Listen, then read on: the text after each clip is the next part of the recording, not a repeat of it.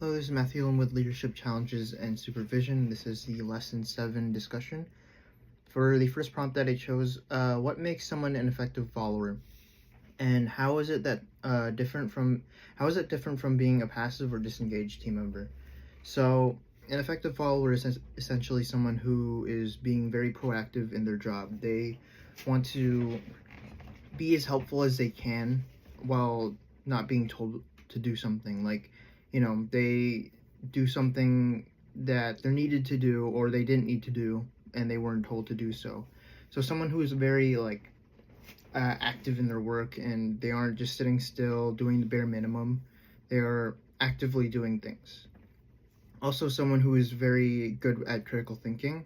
Someone who's very good on their feet. Someone who can uh, just make good decisions for their jobs or during their jobs. So yeah, that would be like kind of someone who's an effective follower.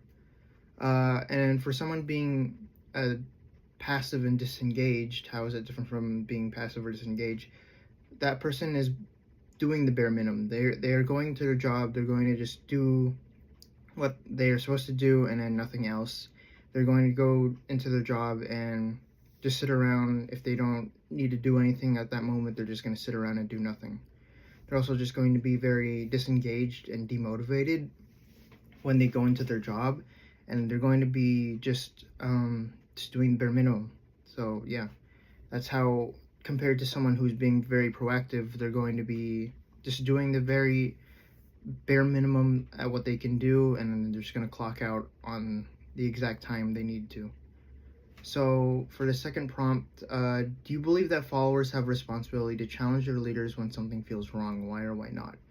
Yes, I feel like followers should have that responsibility, especially if it's like something that's very dangerous or very harmful to others.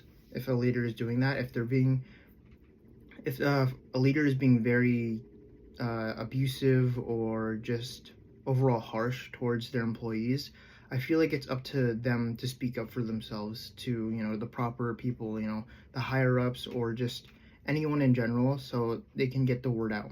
Because if they don't do it, who's going to do it?